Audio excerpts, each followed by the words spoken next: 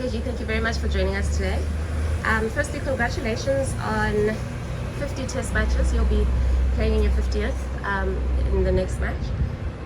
Tell us what reaching 50 test matches means to you. Yeah, I think it's quite special. I didn't even know how many games I was on. I only found out after the last test match that this would be my 50th.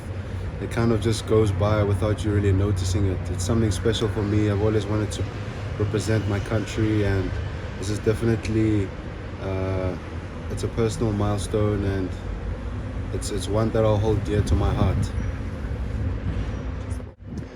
How have you enjoyed or viewed or reflected on your career so far? Like, there's been a lot that's happened.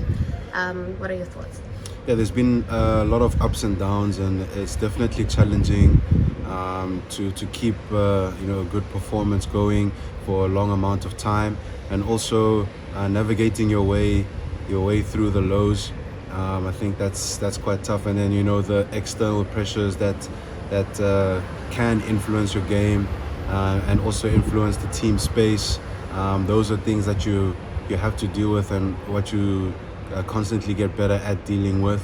But at the end of the day, you almost have to remind yourself to keep enjoying it, and remember yourself as this child or this teenager who just wanted to represent your country and show the world what you're about.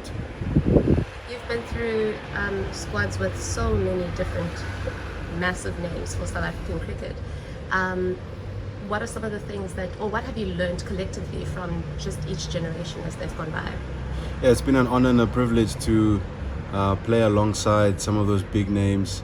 I was watching them in high school and in primary school, representing their country, and I had a burning desire to one day play at this level, and to play with them, some of my heroes, is something that's really extraordinary, and I still pinch myself to this day. I've learned a great deal from them, and I've kept a relationship with, I would say, all of them, and some of them I keep a close relationship with too. So yeah, I think it's what dreams are made of. That's what dreams are made of. You spoke a little bit earlier about maintaining that hunger and just remembering your dream as a youngster. At the age of 26, you have taken 226 test wickets. How do you manage to stay level-headed? Because you're a very mellow and cool guy, and how do you keep that from taking you over? Well, for me, as much as it is about getting wickets, it's about being the best that I can be, and there's no limit to that. And I feel like I'm nowhere near done. So it's just about coming back and playing the next game. You can never take international cricket for granted. You can't take anything for granted. So it's for me, it's about the longevity in it as well, and not just doing it for a short amount of time. It's about doing it for a long time, and I think that's what keeps driving me. And how do you navigate your way through dry spells or through difficult patches? Yeah, those dry spells, they come at any time, and I guess you learn along the way. Everyone learns differently, but for me, it's just about realizing my strengths, and also improving on my weaknesses. But most importantly, what I've learned is just realizing your strengths, because that's what got you here. There's a lot of voices that come in and out of an international or a cricketer's career. There's so many coaches that come in and out of your life, and so many people that offer lots of advice, and some of them, with really good intentions, mostly, I would say. How do you balance out the many people that have your best interest at heart and want to give you advice, and how do you filter out the voices and listen to the ones that you eventually listen to? I guess being on this sort of platform and representing your country, that's the highest accolade, and you're always going to get people in your ear. I guess because they want to get the best out of you, and you want to get the best out of yourself. But in terms of people who are there for not the best interest, I think you can quickly realize that, and you also, in the same light, you can also realize the people who've got your best interest at heart. But at the end of the day, it's about captaining your own ship and making those decisions, and having that support structure around you is really important. People who are going to advise you in the right manner. And I think it's up to each individual to actually decipher who's there for your best interest, and that's just a part of the process and what comes with the territory. That's just one of those challenges. But at the end of the day, you don't want to confuse yourself. You want to keep things as simple as possible, as I've mentioned. And I think things more often than not should go your way.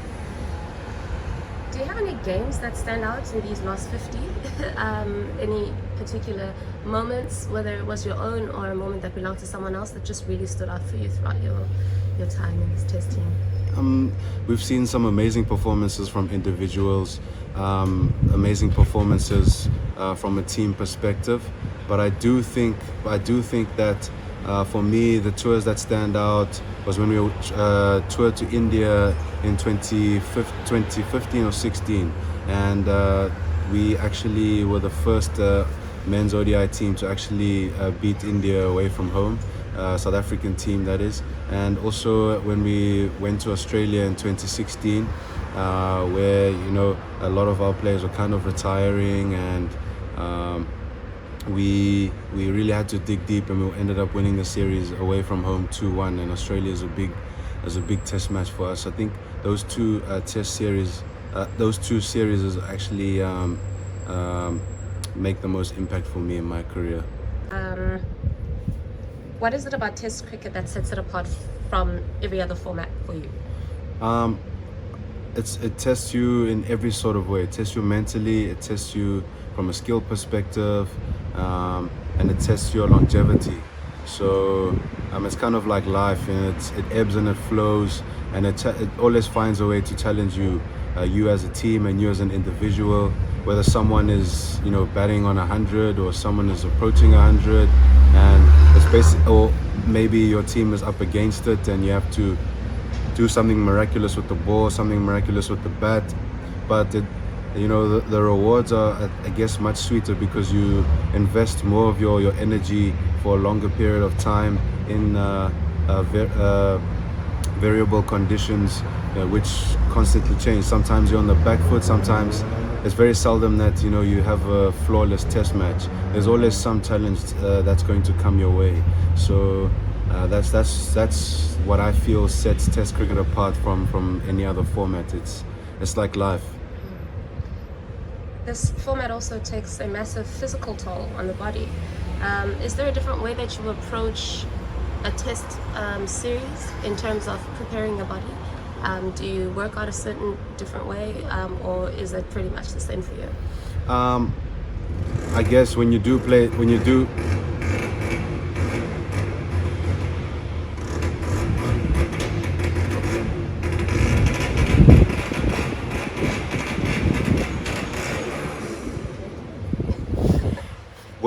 Test cricket, you gear yourself up mentally to bowl those long spells and to endure your body, I guess, mentally, to basically prepare your body.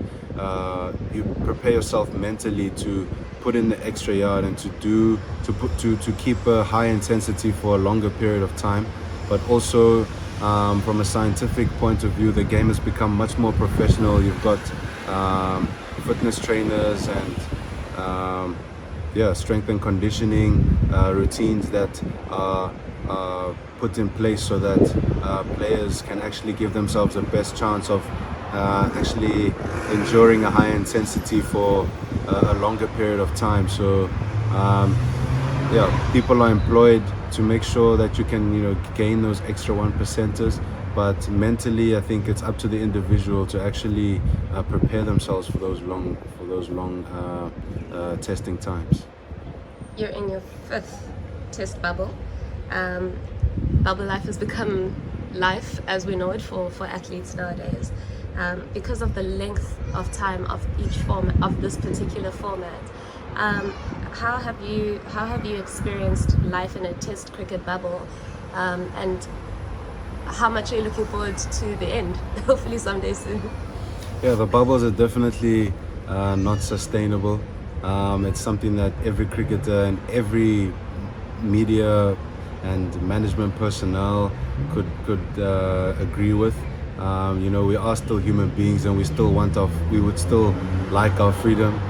Freedom is a right after all, but it's unfortunate with this pandemic that we kind of have to be, not kind of, that we have to be, yeah, enclosed and confined, yeah, to a small amount of, to a small space. But at the end of the day, we are here for a reason. Sometimes we just have to remind ourselves that we are getting an opportunity to still earn. We're getting an opportunity to still do what we love, and through this pandemic, many people actually have been struggling. So sometimes you just have to remind yourself and look at the glass half full. But actually, looking at it from a logical point of view, I don't think it's sustainable. The bubbles are slowly going away, so hopefully the doctors can find better solutions.